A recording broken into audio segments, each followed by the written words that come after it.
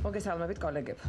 Ზუსტად რამდენიმე დღეში პრეზიდენტ მიხეილ სააკაშვილის უფლებამოსილების დასრულების შემდეგ უკვე ახალი პრეზიდენტი აიღებს ძალაუფლებას ხელში, ახალ პრეზიდენტს ეყოლება ახალი გუნდი, ახალი პრესპიკერი, ამიტომაც გადავწყვიტე ამ შემთხვევაში პირველად და უკანასკნელად ეს ტრიბუნა, ეს მიკროფონი გამოვიყენო და ამერთხელ მოგმართოთ არა პრეზიდენტის სახელით, არამედ პირადად ჩემი სახელით.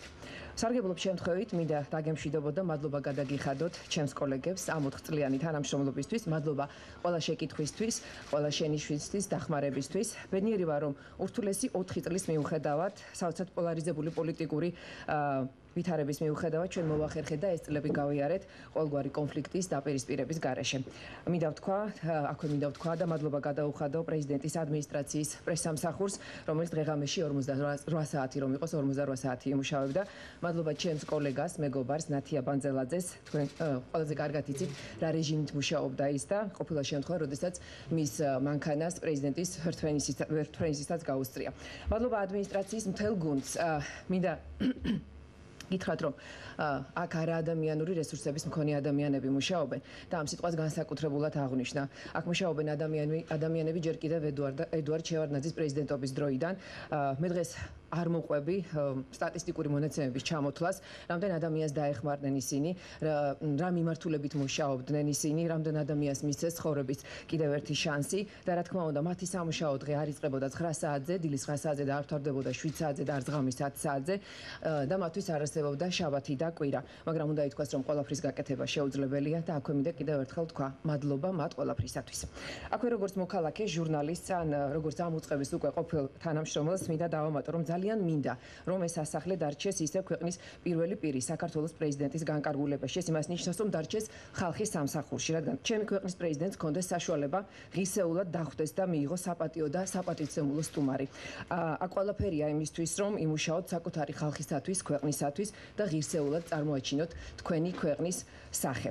ეს არ არის ერთი პირის სასახლე, ეს არ იყო მოქალაქე მიხეილ სააკაშვილის კუთვნილება, ეს არის საქართველოს პრეზიდენტის სასახლე. ეს მანაც არაერთხელ აღნიშნა და ნუ გაიმეორებთ იმ შეცდომებს, რისთვისაც თქვენს წინამორბედს აკრიტიკებდით. მადლობას ვუხდი საქართველოს პრეზიდენტს, მიუხედავად შეცდომებისა, სიჩქარისა, ხარვეზებისა. ვიცი, რომ დღეს ამ სიტყვების წარმოთქვა არაპოპულარულია, მაგრამ უნდა ვთქვა, ვამაყობ, რომ ვიდექი საქართველოს ერთ-ერთი ყველაზე გამორჩეული პოლიტიკური ლიდერის გვერდით, რომელმაც ქვეყანა სრულიად სხვა მოცემულობაში გადაიყვანა. დავთვლი, რომ დრო მას თავის ადგილს მიუვისჩენს ისტორიაში. ისევე როგორც ვთვლი, რომ გულუბრყვილობაა, როდესაც ფიქრობენ, რომ მიშამ თავისი პოლიტიკური კარიერა დაასრულა. აქვე მინდა დავამატო, რომ ჩემი წინამორბედი იყო ისეთი ადამიანი, როგორიც არის ბატონი გელა ჩარკვიანი. შესაბამისად, ძალიან საპასუხისმგებლო იყო გემუშავა მის შემდეგ. თუმცა პრეზიდენტის პრესპიკერის ინსტიტუტის ჩამოყალიბებაში ის თუ როგორი სახე მიიღო და რამდენად შეესაბამებოდა სტანდარტებს, რამდენად საუბრობდა პოლიტლექსიკით, რომელიც სრულიად იყო გამიჯნული პირადი მოსაზრებებისაგან, პასუხებისაგან, როცა ამ განცხადებებს უსმენდნენ და უყურებდნენ ჩვენი მეგობარი, პარტნიორი თუ არაპარტნიორი ქვეყნებიც, როცა ამ განცხადებებში ხშირად იკითხებოდა მნიშვნელოვანი პოლიტიკური მესიჯები და თავისი დატვირთვა ჰქონდა თითოეულ სიტყვასა და წერტილ მძიმესაც. ამ ინსტიტუტმა რომ გაამართლა, ამის ადასტურებს ისიც, რომ დღეს პრაქტიკულად ყველა უწყებას ყავს თავისი პრესპიკერი. ამ ყველაფერში დიდი დამსახურებაა პრეზიდენტის, ადმინისტრაციის ყოფილი უფროსის, დავით ყეშელაშვილის და უშიშროების საბჭოს მდივნის გიგა ბოკერიასი. და მე გამომეორდები, მინდა ვთქვა, რომ ვამაყობ, რომ მათ გვერდით მომიწია მუშაობა. და ის, რომ ისინი მაღალი რანგის პოლიტიკოსები არიან, ამას მათი ყველაზე დიდი ოპონენტებიც აღიარებენ. რაც შეეხება დავით ყეშელაშვილს, ის რომ ადმინისტრაცია ერთი გუნდი იყო და ერთ გუნდად მუშაობდა და სამუშაო გარემო იყო შექმნილი, ეს უკვე მისი უშუალო დამსახურება. და ბოლოს ამდენი მადლობის შემდეგ მინდა მივულოცო ახალ პრეზიდენტს, გამარჯვება, უსურვო წარმატება შინ თუ გარეთ და იმედების გამართლება. ასევე მინდა წარმატება ვუსურვო ახალი პრეზიდენტის ახალ პრესპიკერს.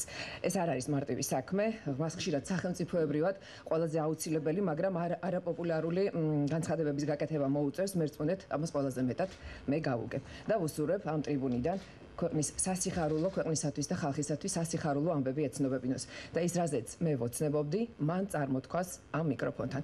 წარმატებები ჩემს მომავალ კოლეგას, მომავალ პრეზიდენტს და ჩემს ქვეყანას. გმადლობთ.